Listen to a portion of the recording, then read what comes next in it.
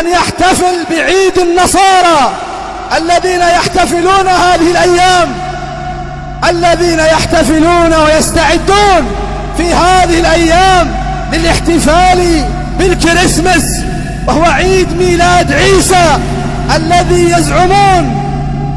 يزعمون أنه ولد الله الذي لم يلد ولم يولد. كيف يستجيز مسلم أن يفرح بهذا العيد الكفري؟ كيف يستجيز مسلم أن يحتفل بهذا العيد الكفري؟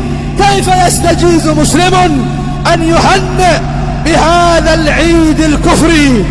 وهذا الاحتفال وهذا الفرح وهذه التهنئة من أوضح وأظهر صور الموالاة، موالاة النصارى وحب النصارى ومودة النصارى.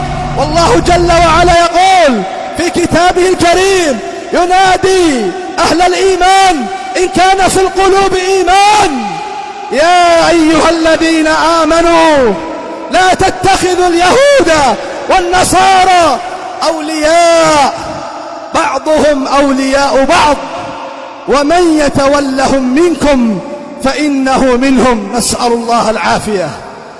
والنبي صلى الله عليه وسلم يقول من تشبه بقوم فهو منهم. كيف نفرح بعيد النصارى؟ كيف نحتفل بعيد النصارى؟ كيف يهنئ بعضنا بعضا بعيد النصارى؟ وهذا الاحتفال وهذه المشاركة وهذه التهنئة من شهادة الزور. والله عز وجل يقول في صفة عباد الرحمن والذين لا يشهدون الزور، قال غير واحد من السلف والذين لا يشهدون الزور لا يشهدون أعياد المشركين، ونص بعضهم على عيد النصارى بخصوصه. كيف نهنئ، كيف يهنئ بعضنا بعضا ونحتفل ونفرح بعيد عدو الله وعدونا. النصارى كفار كفرهم الله في كتابه الكريم، لقد كفر الذين قالوا إن الله هو المسيح ابن مريم، لقد كفر الذين قالوا إن الله ثالث ثلاثة، إلى غير ذلك من الآيات التي فيها تكفير النصارى. وكل كافر فهو عدو لله وعدو للمؤمنين. يا عبد الله لو أن أحدا سب أباك أو سب أمك لاتخذته عدوا، فكيف بالذي يشتم ويسب رب العالمين تبارك وتعالى ويدعي له الولد؟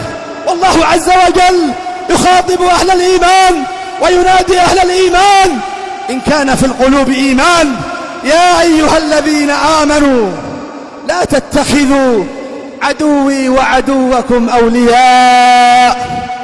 أولياء. فكيف بالله عليكم بعد هذه الآيات نفرح بهذا العيد الكفري ونحتفل بهذا العيد الكفري ويهنئ بعضنا بعضا بهذا العيد الكفري؟ كيف ننشره بين أسرنا ونسائنا وبناتنا وصبياننا وأطفالنا؟ كيف بالله نستجيز هذا؟ سبحان الله العظيم.